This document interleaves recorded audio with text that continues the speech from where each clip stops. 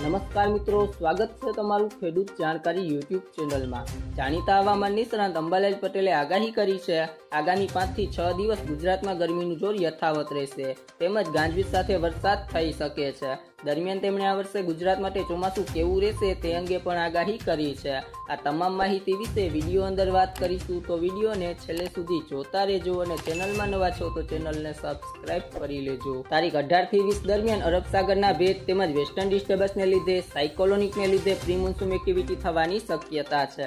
આ દરમિયાન કચ્છના ભાગોમાં પ્રી મોન્સૂન એક્ટિવિટી વધારે પ્રમાણમાં રહેશે, તેને પગલે રાજ્યમાં ગાજવીજ સાથે વરસાદ થવાની શક્યતા છે। ભારતમાં આ વખતે ચોમાસું સારું રહે તેવી પણ શક્યતા દર્શાવવામાં આવી છે। આ વખતનું ચોમાસું લાનીનો તરફ જતું જોવા મળતા વરસાદની સ્થિતિ સારી સર્જાશે। આ વર્ષે રાજ્યમાં 8 થી 15 જૂન વચ્ચે ચોમાસું આવી જશે। મે મહિનાના અંત અને જૂન મહિનાની શરૂઆતમાં અરબ સમુદ્રમાં હલચલ જોવા મળશે। ઓગસ્ટ અને સપ્ટેમ્બરમાં પાછોતરો વરસાદ વરસશે।